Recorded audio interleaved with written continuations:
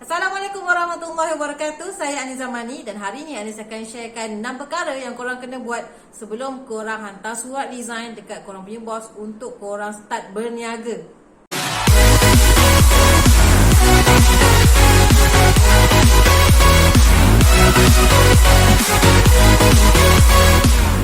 Sebelum tadi nak bagi tahu sesiapa nak Anis bantu dia grow Instagram account untuk business, boleh join Anis punya one-on-one coaching bulan 5 nanti selepas raya Aidilfitri nanti. Dan one-on-one coaching ni limited tau, untuk 5 orang sahaja. So siapa cepat dia dapat. Boleh klik link dekat bawah untuk detail. Okay, let's get back to the topic. Okay, first kali Anis faham korang yang bekerja ni, sebab Anis pun dulu pernah bekerja, nak berniaga sebab alasannya adalah untuk dapat income sendiri, nak income lebih daripada start dengan gaji yang sama. Kalau ada kenaikan pun tahunan tak berapa nak banyak. Dan mungkin korang nak spend masa lebih untuk family korang, tengok orang berniaga best, boleh pergi sana sini bebas masa, manage sendiri, tak tertakluk, tak terikat dengan syarikat ataupun dengan bos korang. So ini 6 perkara ni sangat-sangat penting. Make sure korang take note, tengok sampai habis supaya korang tak buat apa yang Anis pernah buat dulu sebelum Anis berhenti kerja untuk berniaga sepenuh masa. Okay, jom kita tengok satu persatu. Realitinya, berniaga ni sebenarnya akan mengambil masa korang 24 jam. Walaupun korang dah decide korang nak hadkan masa untuk bisnes korang pagi sampai petang sahaja, tapi secara automatically korang akan bawa pemikiran ni sampai ke malam tau. So secara basically orang yang berniaga ni kerja 24 jam dalam masa 7 hari seminggu. Perkara pertama yang korang kena buat adalah betulkan mindset korang. Berniaga ni bukan satu malam dah boleh meletup tau. Kalau korang tengok orang lain berniaga berjuta-juta, tapi diorang tak ceritakan struggle diorang, behind the scene diorang. Berapa lama tempoh yang diorang ambil untuk jadikan diorang punya business tu stable, income monthly dapat ratus-ratus ribu, juta-juta, ataupun dapat gaji at least dapat gaji sama yang macam korang ada sekarang ni untuk korang bayar komitmen korang bulan-bulan. So korang kena bear in mind yang sebenarnya, tanam dalam fikiran ni, yang sebenarnya berniaga ni dia ada masa tempoh dia untuk dia betul-betul stable. Dalam masa yang sama, mindset korang kena betulkan dari segi apa tau? Dari segi berniaga untuk duit semata-mata. Sebab berniaga ni sebenarnya kita share value dengan orang, kita share manfaat dengan orang, dan kita tolong orang gunakan produk ataupun servis kita. Bukan semata-mata berniaga asalkan aku dapat duit.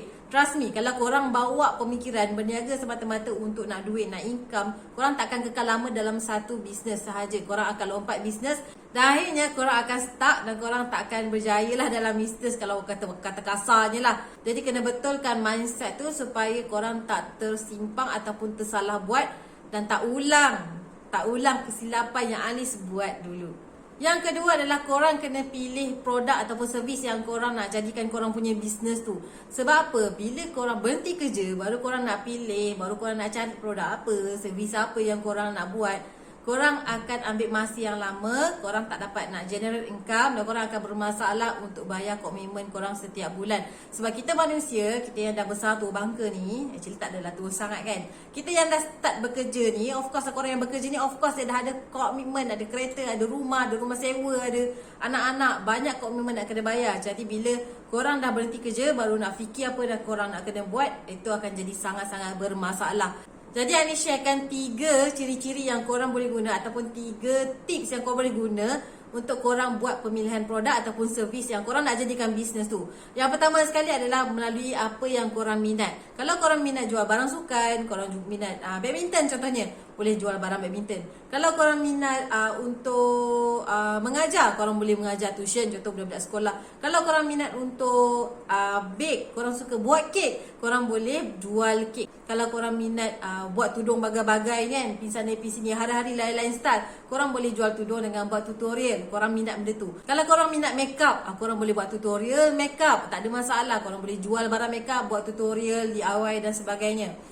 So tips yang kedua untuk korang buat pemilihan produk adalah melalui kepakaran korang. Time kerja mesti korang ada kepakaran korang kan, ataupun kepakaran di luar bidang. Korang pandai repair aircon, korang boleh buat servis repair aircon. Korang pandai buat perabot, korang boleh jual customize perabot. Korang pandai ajar orang nak bake, korang boleh ajar orang buat bake. Korang pandai makeup, korang boleh jual barang makeup. Korang pandai macam mana nak jaga muka, korang tahu macam-macam bahan-bahan alami, bahan organik untuk jaga muka, jaga kulit, korang boleh jual barang-barang organik. Banyak sekarang produk-produk yang korang boleh join sebagai dropship kan.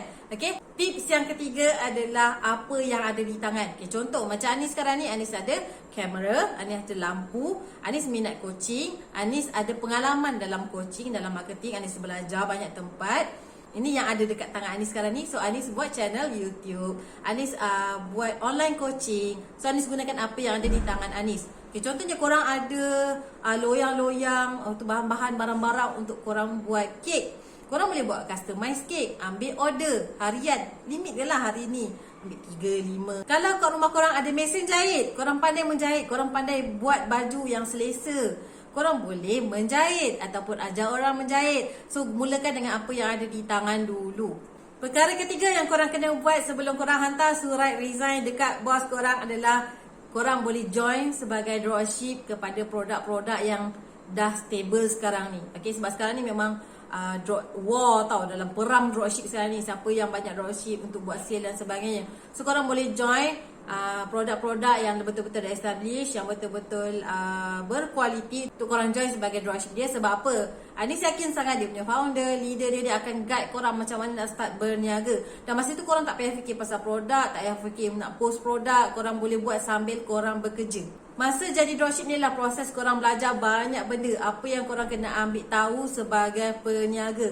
Macam mana korang nak manage korang punya perniagaan, copywriting macam mana, gambar nak edit macam mana, bila nak posting, bila nak buat tu. Semua tu Anis yakin founder akan ajarkan satu persatu ikut korang punya keperluan sebagai dropship. Masa tu lah korang akan belajar untuk manage. Itu paling penting ni sebenarnya. Kena ada mentor lah, cerita dia. Kena ada guru yang untuk guide korang nak buat apa dengan korang punya business tu.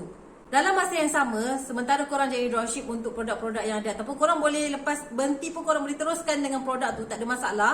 Kalau memang betul-betul lah ikut korang punya niche lah, apa yang korang minat tu, korang at least kena ikhtiar juga untuk belajar dekat luar. Jangan harapkan leader atau founder semata-mata.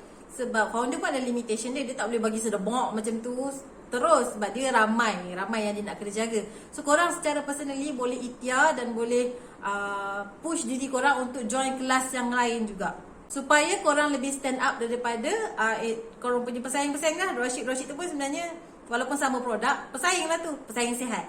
Cumanya Anis nak pesan satu perkara. Bila korang berniaga sambil bekerja ni, make sure korang gunakan masa lunch break, masa yang bukan waktu bekerja untuk korang buat posting, untuk korang berniaga, closing ke apa ke. Melainkan memang korang beritahu kat bos korang, korang buat part time berniaga, dan dia tak kisah korang berniaga sambil bekerja, asalkan korang punya kualiti kerja tu tidak terjejas. So korang kena manage masa betul-betul supaya keberkatan gaji korang tu terjaga. Janganlah nak kejarkan sale commission tu sampai gaji pun nanti kan takut tak berkat, kan tak cukup juga. So tak boleh lah macam tu. So kena pandailah untuk manage. Sebab korang nak berniaga kan, so kena belajarlah macam mana nak manage benda tu. Perkara yang keempat yang korang jangan tak buat. Okay, sebab Anis tak buat benda dulu. Korang kena buat adalah separatekan saving. So Anis yakin korang ada saving. Kalau saving sekarang ni tak kisahlah SB ke, collect gold ke, public gold ke, ataupun tabung haji ke, ataupun bank account yang lain.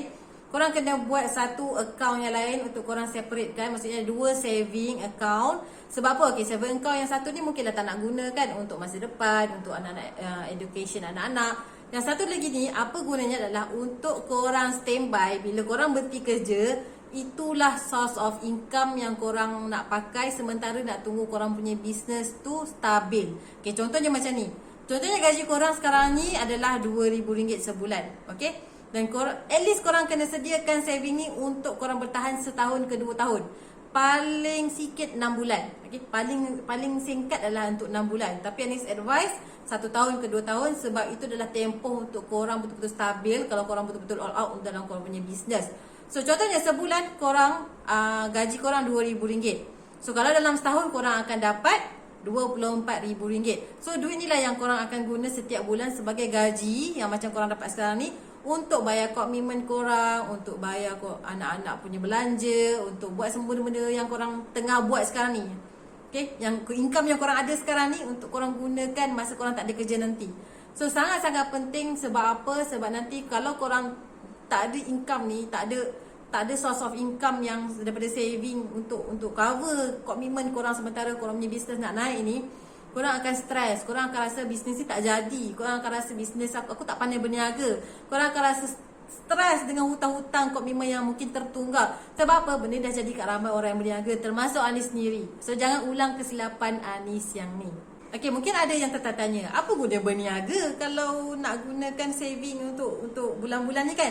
Okay, duit berniaga janganlah pakai. Duit berniaga ni lah untuk korang grow, korang simpan so that nanti bila korang punya business dah naik, korang eventually akan perlukan staff, perlukan nak upgrade equipment. Macam Anis nak upgrade kamera, nak upgrade mungkin background, Anis nak buat lain sikit, nak deco sikit. So duit business tu jangan diusik, sebab tu pentingnya saving ni tadi. Okay, so gunakan saving tu untuk cover korang punya income sebelum korang nak establish betul-betul korang punya business tu. Yang kelima adalah start sharing untuk bina community. Okay, community ni apa? Community ni adalah satu kelompok manusia yang mempunyai interest yang sama. Okay, ini community interest yang sama. Contohnya macam orang yang tengok video Anis ni adalah orang yang berniaga. So kelompok community ni adalah kelompok orang yang berniaga. So Anis kumpul kelompok yang berniaga ni melalui sharing-sharing Anis berkaitan dengan bisnes, Instagram, nak grow, nak buat sale dan sebagainya. Macam korang, contohnya korang nak jual tudung, decide. Sebab korang dah decide ni, korang punya niche, korang dah decide korang punya nak jadi dropship apa, nak jual barang apa, produk apa yang, servis apa yang korang jual.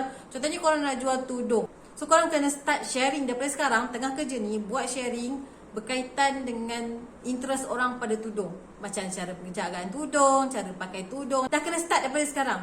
Bukan dah berhenti kerja, baru nak start. Okay, korang akan jadi sangat lambat dan korang akan rasa macam income tu tak ada. Sebab korang tak start daripada awal. Contohnya korang nak bina community, korang nak jual kereta contohnya. So korang kena start sharing pasal kereta. Mungkin boleh start dengan yang simple-simple dulu. Cara jaga tayar, cara jaga aircon. Tips yang simple-simple je. Kalau kau tengok YouTubers lain yang jual kereta, ada banyak diorang akan share kereta apa yang sesuai untuk family macam ni, kereta apa yang sesuai untuk rakyat Malaysia macam ni, kereta apa yang sesuai untuk gaji RM3,000, RM5,000, kereta apa yang sesuai untuk orang yang macam ni, macam tu. So banyak perkara yang dia sharekan, tips yang dia sharekan, tapi dia jual kereta. Dia tak ada pun cakap, belilah kereta aku, belilah kereta aku. Tidak. Dia akan sharekan benefit, dia akan sharekan something yang valuable, orang nak tahu, knowledge yang membantu orang. Dan dalam masa yang sama dia tunjukkan kepakaran dia. So orang akan cari, oh dia pakar, baik aku ambil dengan dia. Sebab orang kenal dia dengan kepakaran tu. So korang akan build community yang trust dengan korang berdasarkan kepakaran yang korang sharekan tadi tu. Tips yang keenam adalah korang kena faham journey dalam bisnes. Sebab bila korang faham journey dalam bisnes ni, perjalanan yang korang nak lalu ni sampai korang betul-betul naik dan establish dengan jayanya, korang kena faham stage yang korang kena lalu supaya korang jadi sabar, korang tak mudah putus asa, dan korang akan rasa, oh aku sebenarnya kat stage ni, so memang sepatutnya benda ni terjadi. So korang akan harungilah benda tu dengan tenang dan selesaikanlah apa-apa cabaran yang ada time tu. So untuk Anis sendiri, Anis bahagikan 5 stage untuk business. Okay, journey business ni. Yang pertama adalah idea dan planning yang korang kena buat sekarang ni. Yang kedua adalah startup. Yang ketiga adalah survival. Okay, survival. Yang keempat adalah expansion. Yang kelima adalah maturity. Dia matang, korang punya bisnes matang. So untuk explain 5 level ni perlukan waktu yang panjang. So ini adalah secara general yang Anies sharekan, yang korang kena tahu. Okay, kalau kau tengok tangga-tangga kat sini, yang benda yang sangat-sangat penting korang kena tahu supaya korang sabar dan korang committed, fokus. Sebab korang tahu, oh perjalanan ni memang macam ni. Contoh Anies nak bagi korang daripada Kuala Lumpur drive nak pergi ke Johor Bahru contohnya. Korang tahu korang kena lalu Seremban, Melaka, baru sampai ke Johor. Sebab korang tahu journey tu lah, korang sabar drive berjam-jam tu untuk sampai ke JB, untuk sampai ke Johor. Cuba kalau korang tak tahu journey tu, korang tak tahu jalan tu, korang tak faham perjalanan tu macam mana. Korang naik kereta, korang terus drive tanpa tengok map, tanpa tengok Waze ke apa ke. Korang drive, tak tahu korang dah nampak sampai ke utara, ke Thailand sana. Korang akan rasa sangat penat. Sebab tu pentingnya kena tahu journey tu. Jangan langgar dinding pergi ke utara baru patah balik, baru belajar dah patah balik ke Johor. Belajar dulu supaya korang terus sampai ke Johor dengan selamat. So sementara nak sampai Johor tu, adalah dia punya cabaran ni, nak survive tu. Drive, mengantuk, lapar, berhenti nak buang air, jam. Itu semua cabaran-cabaran lah. Sama je dalam bisnes juga. Dia ada dia punya stage level dia untuk sampai ke korang punya goal dekat atas ni. Dah sampai Johor mungkin nak pergi tempat lain pula. Sama macam bisnes. Dah sampai goal sekian-sekian target korang, akan ada yang expansion yang lagi besar lagi. Okay. So itu adalah journey bisnes sedikit supaya korang tak mudah down. Macam Anis rasa macam bisnes ni tak boleh, bisnes tak boleh sebab tak faham. Bahaya tu kalau tak faham. Okay. So itulah dia 6 perkara yang korang kena tahu supaya korang tak terus buat surat resign korang tepet dekat atas meja bos korang. Sangat bahaya kalau korang tak buat benda ni.